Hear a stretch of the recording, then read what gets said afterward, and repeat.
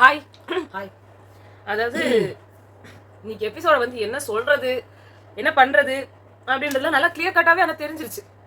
Vijay Sethupathi and the full team, இந்த big பாஸோட team, Vijay TV எல்லாருமே சாண்ட்ராவோட செயல்களை வந்து ஒயிட் வாஷ் பண்ணணும். திவ்யாவை அது எல்லாத்துக்கும் பலிக்கடாவாக்கணும். பிரஜனை வந்து அவரை வந்து ஒரு பிளாக் லிஸ்ட்ல ஆக்கிட்டு சாண்ட்ரா அகைன் மகான் ஆக்கணும். இது வந்து என்ன ஒரு ஸ்ட்ராட்டஜி இல்லை, இது என்ன ஒரு இது எனக்கு ஒன்றும் புரியல. அண்ட் ஃபோர்த் ப்ரோமோ நாங்கள் லைவ்ல வரும்போது எல்லாருமே வந்து பாருங்க பாருங்க ஃபயரா இருக்கு அந்த சேர் தூக்கி போடுறாரு, அந்த இதை தூக்கி மாட்டுறாரு. நான் அப்பவே நினைச்சேன் இது எல்லாமே சும்மான்னு. அது மாதிரி சும்மா இருந்தது. அவர் அந்த சேரை வாங்கி உட்கார்ந்தாரு, திருப்பி சேரை வாங்கி போட்டார், அவ்வளவுதான். நம்ம பேசும்போது அதான சொன்னோம். இல்ல சும்மா திரும்பி போறாரு, அது வந்து கோச்சிங் ஒரு போறாரு. நாங்க இத ப்ரோமோ வந்து பாத்துட்டு இருக்கும்போது இதான் பேசிக்கிட்டோம். இப்படிதான் இருக்க போது ஒன்னும் இவங்க எல்லாம் நினைக்கிற அளவுக்கு அங்க ஃபயரா ஒன்னும் இருக்காதுன்னு. அதுதான் அங்கேயும் இருந்துச்சு. இது நிறைய நல்ல விஷயம் என்னன்னா பிரஜனை விட்டாங்க டோஸ். ஆமா, அந்த கேஸையும் தூக்கி திவ்யா மேல போட்டுறல. இல்ல அவங்க நினைச்சிருந்தா அதையும் பண்ணிருப்பாங்க. எல்லா கெட்ட வார்த்தையும் திவ்யா தான் சொன்னாங்க. ஏன் சாண்ட்ரா பண்ண எல்லாமே திவ்யா தான் பண்ணாங்கன்ட்டு வந்துட்டு அப்படியே பிளேட்டை மாத்த தெரிஞ்சவங்களால. போன தடவை வந்துட்டு சாண்ட்ரா தான் வந்து பார்வதியை இது பண்ணப்போ கூடவே உட்கார்ந்து இருந்தாங்க. அந்த இடத்துல வந்துட்டு நான் முடிச்சு விட்டுலான்னு தான் இருந்தேன் அப்படிலாம் சொன்னாங்க. ஏன் தெரியும்டா அப்படின்னாங்க அவங்க. அந்த இடத்துல அவங்க பயந்துட்டாங்க அப்படின்னு சொன்னதே பெரிய பூசணிக்கால மறைச்ச பொய். முழு இப்ப கூட அதை திருப்பி சொல்றாரு, அவங்க பயந்துட்டாங்க. அப்ப அவங்க பயந்தாங்க, அதாவது அவங்க பயந்தத ஆக்டிங் பண்ணாங்கன்றத ஒத்துக்கிறதுக்கு கூட உங்க யாருக்கும் மனசு இல்லையா? இதுதான் சேனல் ஆசைப்படுது போல இருக்கு. இந்த வாட்டி வந்து அவங்க யூஸ் பண்ண வேர்ட்ஸ் எல்லாம் பார்த்தீங்கன்னா டிவர்ம் பண்ணணும்னு சொன்னது இவங்க தான். அந்த வேர்ட் எங்க பார்த்தாலும் பரவி கிடக்குது. கண்ணை மூடுங்கன்னு சொன்ன ஒரே ஒண்ணுதான் உங்க கண்ணுக்கு தெரிஞ்சுதா? எல்லாமே பிக் பாஸ் சொன்னது மட்டும் எடுத்துப்பீங்க. அது என்ன, பிக் பாஸ் வந்து மனசு கஷ்டப்பட கூடாதுன்றதுக்காக. அதாவது you are just seeing the social media. Social மீடியால யார் எதை ட்ரெண்ட் பண்ணி விடுறாங்களோ அந்த ட்ரெண்ட் மட்டும் அவங்க எல்லாத்தையுமே தான ட்ரெண்ட் பண்ணி விடுறாங்க. அந்த வார்த்தை எல்லாமே இப்ப வெளில வந்து இல்ல, ஜோ மைக்கேலே பேசிருக்காரு. அத நான் சொல்லவே வரல. பிரஜன் பேசினதுலயே இன்னும் என்னென்னமோ வார்த்தை எல்லாம் சொன்னாரு. ஆனா இங்க அவங்க என்ன எடுத்துட்டாங்க அது பத்தி எனக்கு தெரியாது. நேத்து ஜோ மைக்கேல் சொல்லும்போது அந்த சுபிக்ஷாவை பார்த்து இவங்க சொல்றாங்க சாண்ட்ரா டிவார்மிங் பண்ணணும். நான் ரிவ்யூவர்ஸ் கிட்டயே வரல. ஒரு வீடியோ வந்து வெளில வைரலா போகுதுன்னா அந்த வீடியோவை தூக்கிக்கிறாரு. நான் ரிவ்யூவர்ஸ் இல்ல எஃப்ஜே இல்ல ஒரு நிமிஷம், எஃப்ஜே வந்து அவர் பேசினது கர்மா அப்படின்னு பேசினதெல்லாம் ரொம்ப ஷேர் பண்ணப்படுற வீடியோஸ், புரியுதா? ஒரு எக்ஸ்லயும் ஒரு இன்ஸ்டாகிராம்லயும் ரொம்பவே ஷேர் பண்ற, அது மட்டும் தான் உங்க கண்ணுக்கு தெரியுது. இந்த டிவார்மிங் அப்புறம் இந்த ஸ்கூபி டூ இந்த வேர்ட் எல்லாம் அவங்க சொன்ன வீடியோஸ்ல ட்ரெண்ட் ஆகல. திவ்யா கணேஷ் வந்து படுத்துக்கிட்டே பெருக்கின வீடியோ ட்ரெண்ட் ஆச்சு. அது எப்படி திவ்யா கணேஷ் ட்ரெண்ட் ஆகலாம்? வாட்டர்மெலன் ஸ்டாரும் வினோத்தும் தானே ட்ரெண்ட் ஆகலாம். அவங்க ரெண்டு பேரை பத்தி மட்டும் தானே பேச முடியும். அப்ப இவங்கள அடிப்போம், அதை வச்சே அடிப்போம். இதுதான் இந்த டீமோட மொத்த சைக்காலஜியாவே இருக்கு. நீங்களே ஒருத்தர் அனுப்புவீங்களாம், நீங்களே அந்த இதை பாமையும் வைப்பீங்களாம். இதேதான் நீங்க ஜாக்லினுக்கும் பண்ணது. நீங்களே அந்த பொண்ணை அனுப்பிட்டு உங்களுக்கே அந்த பொண்ணு மேல இன்ட்ரெஸ்ட் இல்லாம பண்ண ஒவ்வொன்னும் கேவலம். அதேதான் இப்ப இங்கே நடந்துட்டு இருக்குது.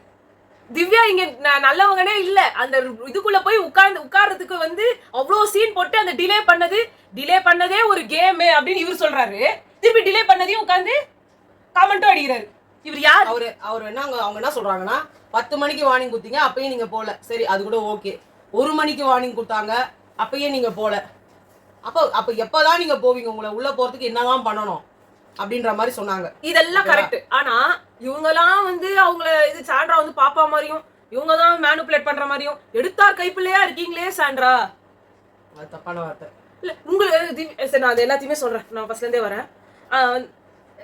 இவங்க எடுத்தோடனே உள்ள வந்துட்டோன்னு ஒரு வார்த்தை சொன்னார். அவங்கெல்லாம் போராடி வந்து ஜெயிலுக்கு அனுப்பின விக்ரமன் எஃப்ஜே தான் பெரிய மனுஷங்கன்னு நினைக்கிறேன். எஃப்ஜேவை உள்ள அனுப்பும் போது போராடின பெரிய மனுஷங்களை பத்தி நீங்க பேச மாட்டீங்க. கனிய உள்ள அனுப்புறதுக்கு போராடின பெரிய மனுஷங்களை பத்தி இவர் பேச மாட்டாரு. அத பத்தி பேசவே இல்ல. அப்பலாம் அந்த ஒரு இஷ்யூவே பத்தி பேசல. கனி வந்து என்னால விவாதத்துக்கு வைக்க முடியாது ட்ரெண்ட் ஆயிடுச்சு அப்படினும்போது இல்ல, கனி வந்து பெரிய அலிகேஷனே வச்சாங்க.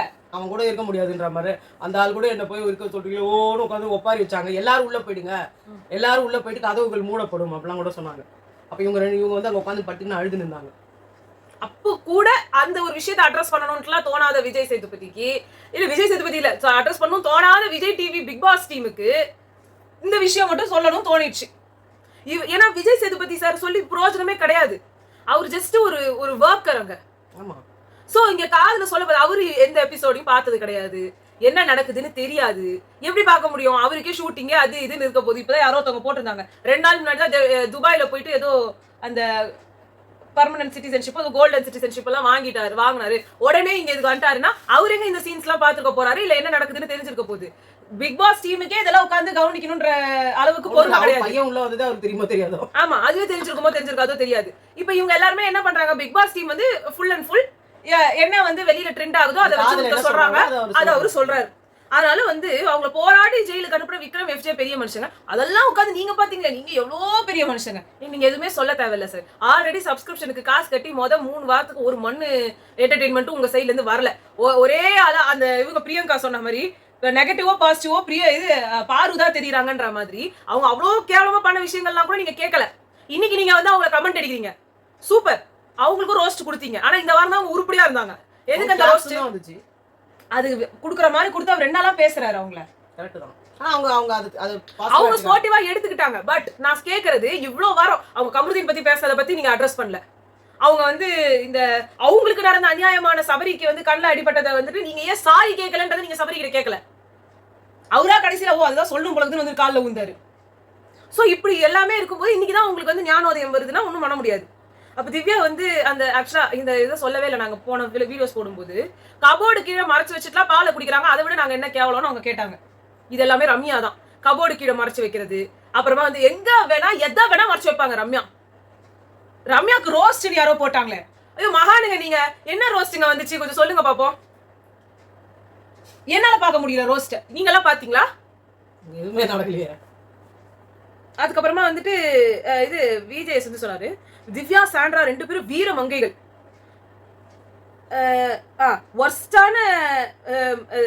வர்ஸ்ட்னா திவ்யா மாதிரி மூஞ்ச வச்சுக்கணும். வர்ஸ்ட் கண்டஸ்டன்ட் கொடுத்தாங்கன்னா திவ்யா மாதிரி மூஞ்ச வச்சுக்கணும். இது என்ன ஸ்டேட்மெண்ட் இது? நீ சொல்லுமா, நான் மட்டும் பேசுற மாதிரி இல்ல, நீ படி. விக்ரம் சொல்றாங்க அவங்க சூப்பர் டீலக்ஸை மட்டும்தான் சார் கிளீன் பண்ணாங்க. காலையில சமைச்சு போட்டது, மத்தியானம் சமைச்சு போட்டது, பாத்திரம் கழுவுனது, அந்த இடத்துல இந்த என்னது உங்களோட டாஸ்க்கு, உங்களோட இது மண்ணாங்கட்டி, அவரு நடுவுல கவின் வந்துட்டு அவர் பண்ணது, அப்பெல்லாம் யார் உட்கார்ந்தா? பேய் உட்காந்துச்சா? அந்த சூப்பர் டீலக்ஸுக்கு அப்புறமா இவங்களே தானே சொல்றாங்க படுத்துக்கிட்டே வந்து கிளீன் பண்ணாங்கன்ட்டு. அப்பயும் அங்க இருந்தாங்க இல்லையா? நீங்க எல்லாமே அதாங்க பண்றீங்க. நீங்க அப்படியே சுத்தமா பெருக்கிற மாதிரி நடப்பா. விக்ரம்லாம் ஒரு தடவை கூட கீழே குனிஞ்சு நிமிந்து அந்த 2வது வாரத்துக்கு அப்புறமா பெருக்கிறதே கிடையாது. அவர்லாம் வந்துட்டாரு பேசுறதுக்கு. எப்பா ரொம்ப எரிச்சலா இருந்தது. சாண்ட்ரா நீங்க சிரிக்காதீங்க. திவ்யாக்குலாம் எவ்வளவு பெரிய பெருமை தெரியுமா? வெளியில எல்லாம் அத்தனை பேரை மீட் பண்ணிட்டு வந்துட்டாங்க. இவ்வளோ வந்து பண்ணிட்டாங்க, எவ்வளவு பெருமை பீத்துறாங்க. என்ன ஒரு ஆட்டிடியூட் அப்படின்னாரு. கொஞ்சம் கண்ணாடி வச்சுட்டு அவரே கூட சொல்லியிருக்கலாம்னு நினைக்கிறேன். அவர் சொன்ன வார்த்தைகள் யூஸ் பண்ணதுக்கு சொல்றேன். அந்த மாதிரி இருந்தது. ஆனா உடனே வந்து விக்ரமுக்கு உடனே வந்து கிளாப்ஸ் செட் பண்ண ஆடியன்ஸ் இப்படிதான் இருப்பாங்க. அதுக்கப்புறமா வந்துட்டு பிபி கண்ணை அடைக்கணுமா மூடணுமான்லாம் நாங்க பாத்துக்கிறோம், நீங்க சொல்ல தேவையில்ல. டாஸ்க ஒழுங்கா பண்ண துப்பு வக்கு இல்ல, நீங்க எல்லாம் பேசக்கூடாது. திவ்யா பேஷண்ட், அவங்க வந்து அந்த மாதிரி எல்லாத்தையும் சொல்லிட்டு தப்பிச்சுக்கிட்டே இருப்பாங்க. நீங்க தான் சாண்ட்ரா மாட்டுவீங்க. மாத்திரை எப்ப சாண்ட்ரா திவ்யா சாப்பிட்டீங்கன்னா அடுத்த நாள் சாப்பிட்டேன். இதெல்லாம் ரொம்ப கேவலம். இது நாங்க ஆல்ரெடி சொன்னோம். அந்த ஜெயிலுக்கு ஒழுங்கா போய் தொலைச்சிட்டு அந்த மாத்திரையை ஒழுங்கா போட்டு உள்ள போயிட்டு இந்த எல்லாத்தையுமே பேசியிருந்தாலுமே அது அப்ப கூட இவர் கத்துவாரு. ஆனா இவர் மேலதான் மொத்த தப்பு இருந்திருக்கும். நான் கேட்கறது ஒண்ணுதான், இவங்க ஏன் அங்க ஜெயிலுக்கு போல? அது தப்பு. ஏன்னா இவங்க எல்லாரையும் நீங்க வச்சு செய்யுங்க, அது தப்பு கிடையாது. நீங்க நேரா போய் ஜெயில உட்காந்துருந்தீங்கன்னா பல தப்புகள் அங்க மாறி இருக்கும், நிறைய விஷயங்கள் அங்க மாறி இருக்கும். அவன் பால் கொடுக்கலன்றது தான் ஹைலைட் ஆயிருக்கும். ஆனா இவங்க வந்து அந்த மாதிரி பண்ணாதது இவங்க தப்பு. ஏன்னா பிபி கொடுத்ததை நம்ம பண்ணணும். அந்த வீட்டை பொறுத்த மட்டும் யார் எந்த சீசன்ல எப்ப பண்ணாங்களோ எதை பண்ணாங்களோ அதை பத்தி கவலை கிடையாது. நீங்க ஏன் போய் சாண்ட்ராவை போவானா எதுக்கு சொல்றீங்க? எப்படி இருந்தாலும் நீங்க தானே அங்க போய் பட்டு தானே ஆகணும். இங்க கத்திக்கிட்டு கூப்பாடு போலன்னு அவங்க சொல்லல. நான் சொல்றேன், நீ இல்ல அவங்க சொன்னாங்கன்னு சொல்றீங்க. அவங்களே சொன்னாங்களே, நீ நான் சொன்னேன் நீங்க வேணா போங்க, நான் வரேன் இருங்க கொஞ்ச நேரம் கழிச்சு வரேன்னு சொன்னாங்க. அப்ப இவங்க தான் அவங்களை போய் ஸ்டாப் பண்ணிருக்காங்க. கரெக்டா? முதலாவது ஒண்ணு இருக்கணும். ரெண்டுமே தப்பு தான் என்ன பொறுத்த மட்டும். அந்த ஒரு தப்பு தான் திவ்யா பண்ணாங்க, மத்தபடி மொத்த வேலையும் அவங்களும் செஞ்சாங்க. அவங்க படுத்துக்கிட்டு போயிருக்காங்க, உருண்டுகிட்டு போயிருக்காங்க. வெளியில ட்ரெண்ட் ஆகுது அந்த வீடியோ. அவங்க என்ன சொன்னாங்க? நீங்க பின்னாடி அவ்வளவு காமெடியா பாட்டு போட்டு ட்ரெண்ட் ஆகுது. என்ன சொன்னாரு அவங்க? நீங்க ஃபன்னே பண்ணல, என்டர்டெயின்மெண்டே பண்ணல அப்படின்னா இப்ப பாருடா நாங்க பண்றோம் ஃபன்னு அப்படின்னு சொல்லி அவங்க பண்ணாங்க. ஒண்ணு என்ன சொன்னாரு? பிக் பாஸ் உங்களுக்கு பண்ண சொன்னது உங்களுக்கு ஃபன்னான்னு கேக்குறாரு. ஃபன்னுதான். அது ஃபன் கிடையாது, அது பனிஷ்மென்ட் கிடையாது. ஒரு டாஸ்க் உருப்படியா பண்ண தெரியல. நான் ஏன் வேலை பண்ணமா கூடாதுன்றது இதுனா இருக்கா? நான் எப்படி வேணா பண்ணுவேன். இல்ல விக்ரம் என்ன பண்ணாரு? விக்ரம் என்ன பண்ணாரு? சிறந்த என்ன அப்படி பெருக்கினவர்ன்றதுக்கு சிறந்த பொறுக்கி அப்படின்னு அவர் வந்து இல்ல ஸ்கிட் பாட்டு கீழே இருக்கிற இது குப்பை தொட்டியா இருந்தேன், கீழே இந்த டிஷ்யூ பேப்பரா கிடந்தேன், இதை எடுத்த இது என்ன பண்ணாரு? ஒன்னு சொன்னாலும் சுபிக்ஷா கரெக்டா சொன்னாங்க. அவங்களோட கேப்டனை பத்தி சொல்லும்போது அவர் மத்ததெல்லாம் ஒழுங்கா பண்ணாரு. ஓகே, அவங்க வந்து இந்த கிச்சன் டீம்ல இருக்கவங்க கிட்ட எல்லாம் போய் மார்க் பண்ணது எனக்கு பிடிக்கலன்னு அட்லீஸ்ட் அந்த பொண்ணாவது வாயத்தை வந்து சொல்லிச்சு. மார்க் பண்ணது எனக்கு பிடிக்கல, அதை தவிர்த்து இருந்திருக்கலாம் அவரு. ஏன்னா அதுதான் மெயின் காரணமே. அந்த ஒரு மெயின் காரணம் ட்ரிகர் ஆகி நெக்ஸ்ட் டே போய் நான் என்ன சொல்றேன், 90s கிட்ஸோட கேம்ஸ் எல்லாம் நாங்க விளையாடணும் அப்படின்றாங்களே. ஃபன் டாஸ்க்னா கேம்ஸ் விளையாடணும்னு எவன் உங்களுக்கு சொன்னான்? உண்மையிலேயே பார்த்தினா அங்க வந்து அந்த கிளீனிங் டீம்ல பண்ணாங்கல்ல, நீங்க உள்ள வரும்போது உங்களுக்கு நாங்க கை கழுவி விடுவோம், உங்களுக்கு வந்து நம்ம முகத்தை தொடச்சி விடுவோம், முகத்தை இது பண்ணி விடுவோம். அங்க வந்து நாங்க வந்து எகிரி குதிச்சு வர்ற மாதிரி, நீங்க அங்க டாய்லெட்டுக்கு ஒருத்தவங்க போயிருக்காங்கன்னா அடுத்தவங்க வெயிட் பண்றதுக்கு நாங்க பாண்டி ஆட விடுவோம். இதெல்லாம் சொன்னா ஒரு ஜாலியா இருக்கும். நீங்க இதெல்லாம் விட்டுட்டு வெளியிலே தூக்கி போயிட்டாங்க. அங்கே போய் உட்காந்துன்னு போட்டு எதை வேணுமோ எடுத்துக்கிறது தான். என்ன கன்றாவி, அதாவது என்டர்டெயின்மெண்ட்டுக்கு அங்கே பஞ்சமாக போச்சு. அவர் வந்து உலகத்திலேயே எனக்கு வந்து ஸ்டாண்டப் காமெடியனில் இவரோடது செம்ம போரிங்காக இருக்கும். அதாவது மற்றவங்க தான் வரும்போதெல்லாம் பார்த்துட்டு இவர் வரும்போது எல்லாரும் திருப்பி விடுற கேஸ் தான் இவர். இவரை போய் அங்கே காமெடிக்கு பண்ணுங்கன்னா, ஏன்னா இந்த இடத்துல எல்லாமே பஞ்சமாக இருக்குது. எஃப்ஜே விட்டா புச்சுன்னு துப்பிக்கிட்டு இருப்பாரு. அவர் வினோத்தை விட்டா அந்த கானா பாட்டு பாடுவார். இதை கேட்டு எல்லாருக்கும் பிடிச்சி போச்சு. ஒரு கட்டத்தில் வந்து எல்லாமே ட்ரெயின் ஆயிடுச்சு, அவ்வளோதான். இப்போ அவங்களாமே எதுவுமே பண்ண முடியல. அவங்களுக்கு வந்து எல்லாருக்கும் கோவம் வருது. இதே வினோத் வந்து போன வாரம் வரைக்கும் எப்படி இருந்தாரு? திவாகர் கூட எப்போ பார்த்தாலும் வந்து நோயின்னு கிண்டல் பண்ணிட்டு கேலி பண்ணிட்டு அப்படி போயிட்டு இருந்தது. எதுவுமே இல்லாதவருக்கு எது கிளாப்ஸ் வந்தது எதுக்குன்னே தெரியல. இந்த வாட்டி அவர் ஒண்ணுமே பண்ணல, எல்லாத்துக்கும் எரிஞ்சு ஊழ்ந்து நின்றாரு. அரோராவை போய் நோண்டினாரு. நான் சொல்றேன், நிறைய யூடியூப் சேனலு சும்மா வினோத்தோட பேரை போட்டாலே வந்து வியூஸ் அள்ளுது அப்படின்றதுக்காக தரங்கட்ட மாதிரி பண்றீங்க பாருங்க. அது ரொம்ப கேவலமா இருக்கு. அவங்களுக்கே அது பிரச்சனை இல்லைங்க. ஏங்க, அது கிட்டத்தட்ட ஒரு பேட் டச், ஓகேங்களா? ஒரு பொண்ணு இன்னொரு பொண்ணு, ஓகேங்களா? 2 பொண்ணுங்க இருக்காங்க. ஒரு காமன் பிளேஸ், எல்லாரும் பப்ளிக் பிளேஸ்ல உட்காந்துட்டு இருக்காங்க, எல்லாரும் நம்மளை கவனிச்சிட்டு இருக்காங்க. அப்ப போய் அந்த பொண்ணு இன்னொரு பொண்ணோட அக்கல்ல நோண்டாலே அது தப்பு இல்லையா? பேட் மேனஸா இல்லையா? இங்க எல்லாம் குட் மேனஸ் தான். அட வெளியில பேட் மேனஸ், சாதாரணமா சொல்றேன். Bad manners. இப்போ நீ இருக்க, உன் ஃப்ரெண்டு வந்து ஸ்லீவ்லெஸ் போட்டுருக்குது, அது கையை தூக்கும் போது சிக்கிச்சிக்கா அப்படின்னு நீ பண்றேன்னு வச்சுக்கோ, அந்த பொண்ணுக்கு எவ்வளவு எம்பரேசிங்கா இருக்கும். அதான் எம்பரேசிங்கா இல்லைன்னு அந்த பொண்ணு சொல்லிடுச்சுன்னு வச்சுக்கேன், இல்ல பரவாயில்ல அப்படின்னு சொன்னாலும் தப்பு இல்லையா? தப்பு இல்லையா? ஏமா அறிவு இல்ல உனக்கு? தப்புதான். எருமை இல்ல, நான் சொல்றேன், உங்க எதுல பாக்குறவனா அறிவு இல்ல உனக்கு? எரும மாடு வயசு ஆகல, அந்த பொண்ணோட பிரைவேட், கிட்டத்தட்ட பிரைவேட் பார்ட் மாதிரி அது.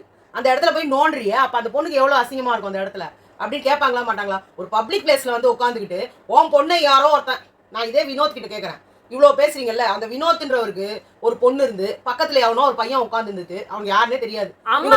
நீங்க உடனே வந்துடாதீங்க. அப்பா ஒரு குழந்தைக்கு, அம்மா ஒரு குழந்தைக்கு சொல்லிக்கோங்க. நான் சொல்றது இதுதான், அவரோட பொண்ணு.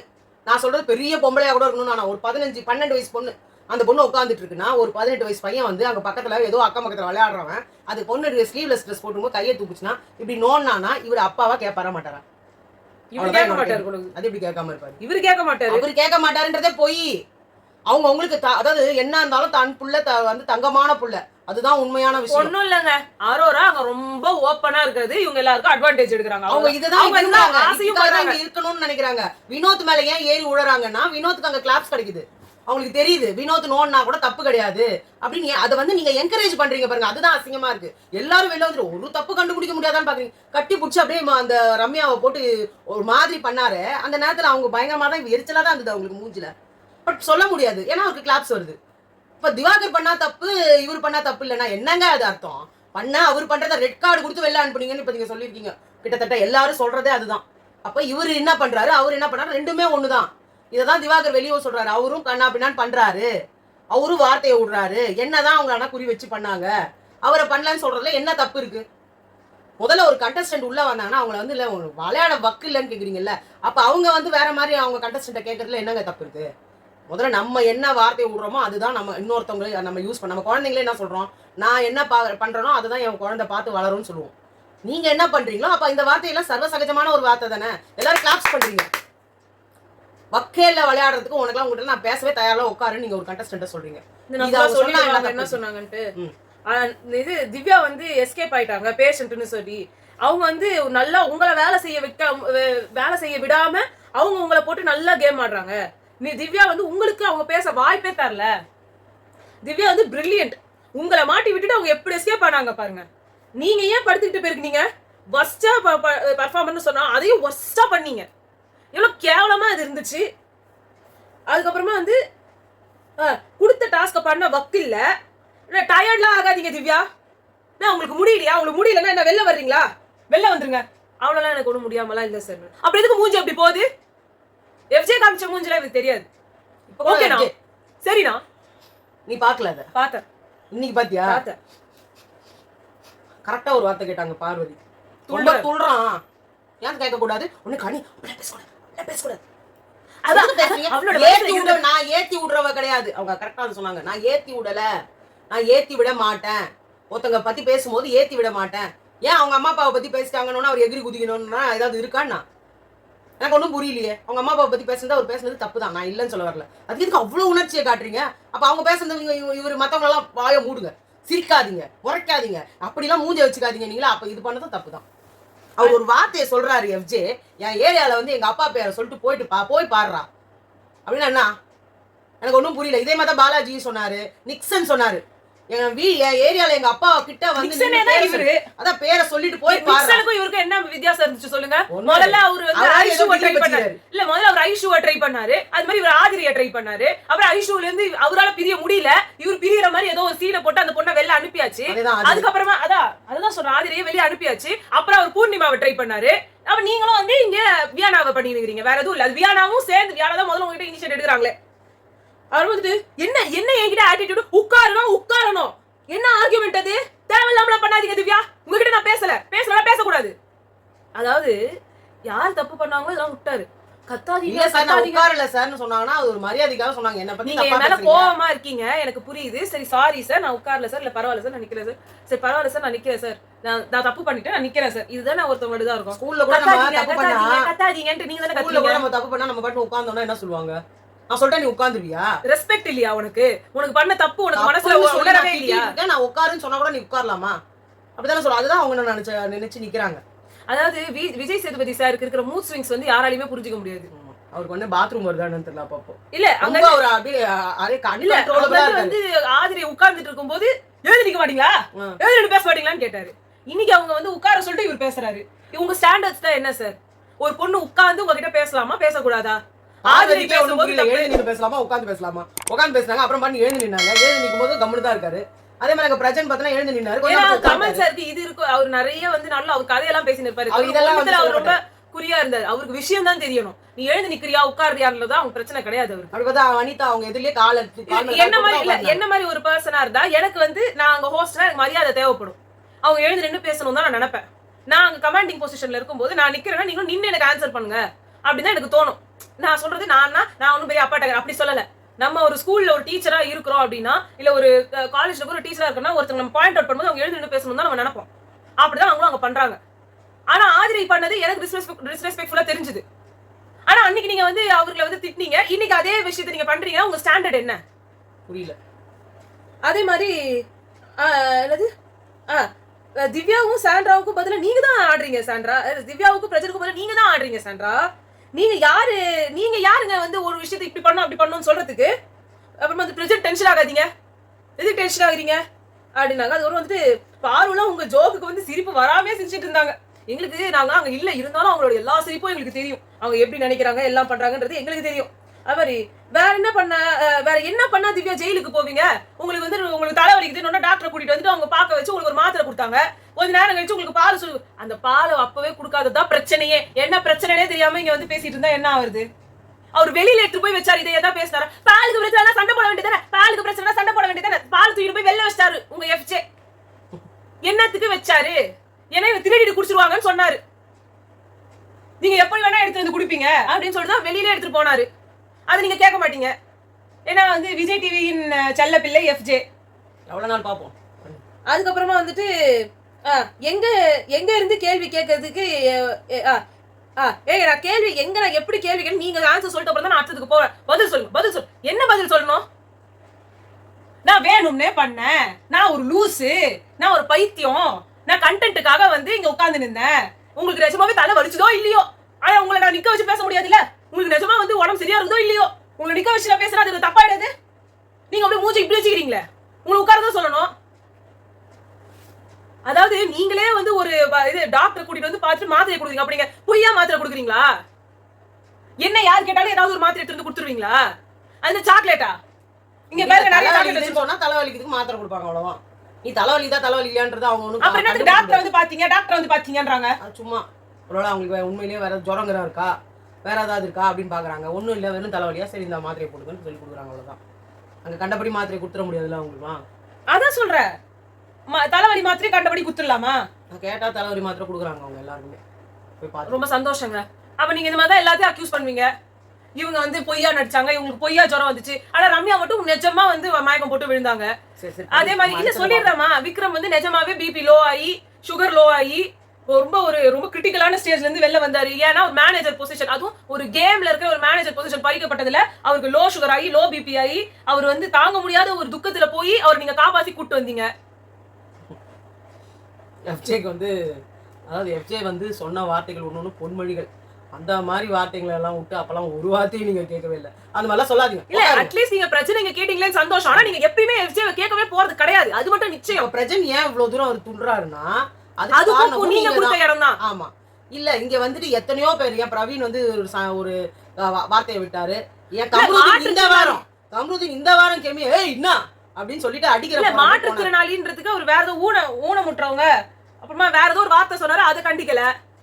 அதோட பீப் போட்டு ஒரு வார்த்தையை சொன்னாரு எஃப்ஜே. ஆமா நீலாம் ஆம்பளையாடா டேய் வெளில வாடா அப்படின்னு சொல்லி சொன்னாரு. அப்பெல்லாம் அவர் கேட்கவே இல்லை. அப்புறமா சொல்றாங்க திவ்யா வந்து சொன்னாங்க எனக்கு நிஜமா ஹர்ட் ஆச்சு, நான் வேற என்ன சொல்றது, இங்க நம்ம பண்ணதெல்லாம் எனக்கு வந்து விக்ரம் கிட்ட வந்து நான் வெறுப்பேற்றதுக்காக பண்ணேன். இததான் நான் கேட்டேன் திவ்யா, நீங்க விக்ரம வெறுப்பேற்றதுக்காக தான் இதை பண்ணீங்க, அவ்வளவுதானே? அதாவது முழங்காலுக்கும் முட்டிக்கும் வந்து முடிச்சு போட்டு விட்டு அதுக்கு வந்து நான் பெருக்கிறதுக்காக அதை பண்ணேன் சார். அவங்க கேட்காம இல்ல திவ்யா நீங்க அவர் வெறுப்பேற்றீங்க பண்ணீங்கன்னா கூட நாங்க ஒத்துப்போம், நீ தப்புன்னு சொல்லிட்டா மட்டும் நாங்க ஒத்துப்போம்.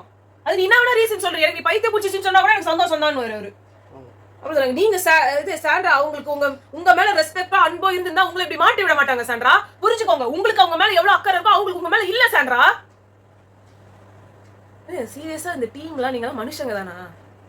உங்களுக்கு ஒரு ஷோ கூட உருப்பியா பண்ண எனக்கு இங்க கேள்வி கேட்கிற எனக்கு இமோஷனலா இருந்துச்சு. ஒரு பொண்ணு ஒரு 5 அதையும் அவர் சொல்றாரு, இதை சொன்னீங்கன்னா அதனால நான் இன்னும் சண்டை சமைச்சுவீங்க, அதை சொன்னா அதுவீங்க அது சொன்னா அப்படிதான் சொல்லுவாங்க. எல்லாத்தையும் சேர்த்து போட்டுதான் அங்க வந்து வெடிக்கும். ஏன் நீங்க இல்ல ஒரு ஷோ கூட பார்க்காம வந்துட்டு இவங்களாம் பேசுறது சுத்ததுல எனக்கு அப்படியே டென்ஷன் ஆயிடுது, எனக்கு கூட தலை வலிக்குது. இவர் எப்படி இதெல்லாம் சொல்லலாம்?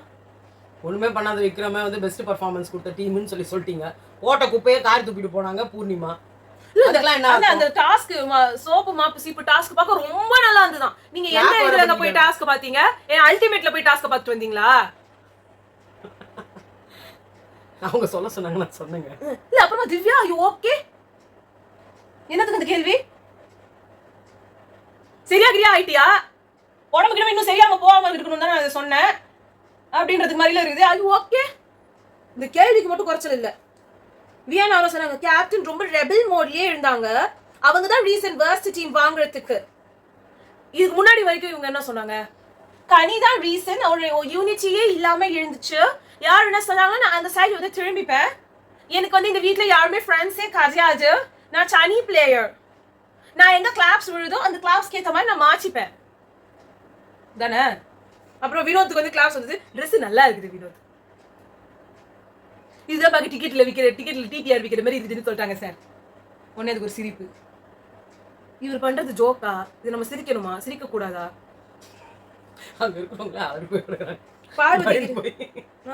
பார்வதி கிட்ட சொல்லு, நீங்க வந்து இந்த வீக் ராஜமாதாவா?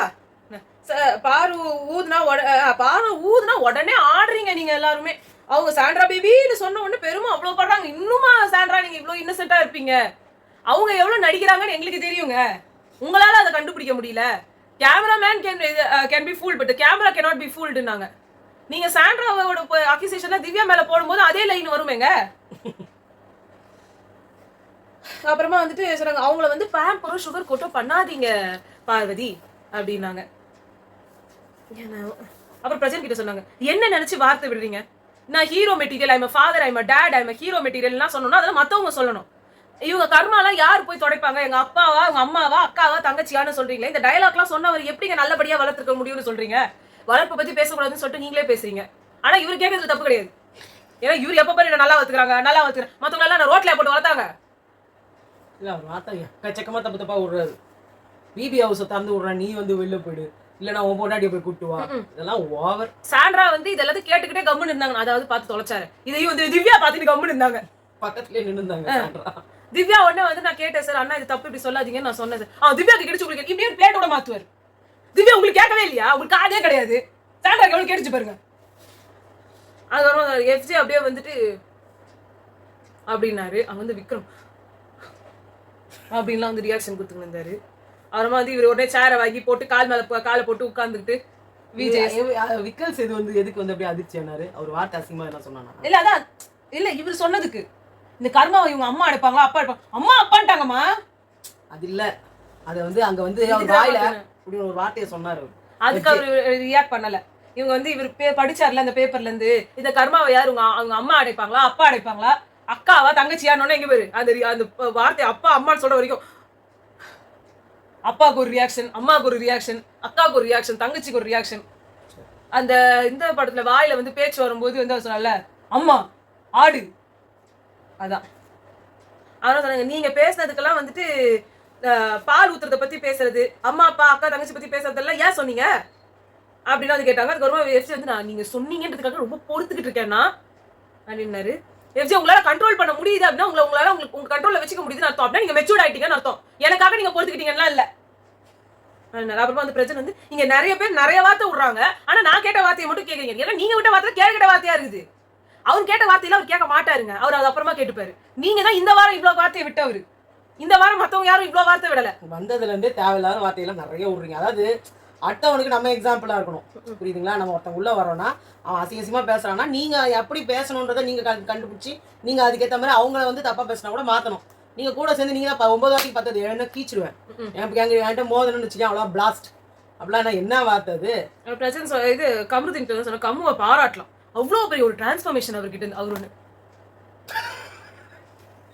வணக்கம் அப்பா இன்னைக்கு என்னமே மூட்டானே கெமியை போய் அடிச்சுட்டு போனது யாருங்க? கமருதீனோட 2வது ஆவியா? வேற யாராவது இருந்தா அவரு வந்து கமல் ஹோஸ்டால அந்த ஹோஸ்டா இருந்தா இதுதான் பெரிய விஷயம். ஆமா உரிமை குரல் அவர் வந்து என்ன வந்து அடிக்க வந்தீங்க வந்து இல்லைங்கப்பா சொல்லலாமா வேணாமா நம்மளுக்கு உத உழுமானோமோ சொல்லவே வேணாம் விட்டு நான் பாப்பேன் நான் கேட்பேன் நான் சொல்லுவேன்ற கெமி வரைக்கும் பேச விடாம வெளியே அனுப்பிடுறீங்க. அங்கெல்லாம் தண்ட கர்மாந்தத்துக்கு சுபிக்ஷாவும் தண்ட கர்மாந்தத்துக்கு ரம்யாவும் தண்ட கர்மாந்தத்துக்கு அரோரா உட்காந்துருப்பாங்க. அவங்க வச்சுக்கிட்டு இருங்க. கனி மட்டும்தான் கனி ராஜமாதா அவங்க அனுப்ப மாட்டாங்க தெரியும்.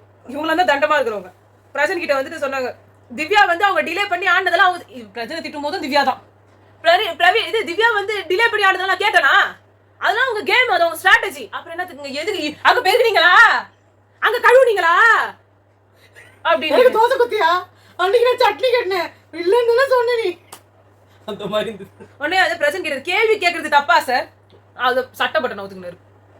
சல்மான் கான் மாதிரி ஒரு இது பண்ணலான்னு பார்த்தாரு போல.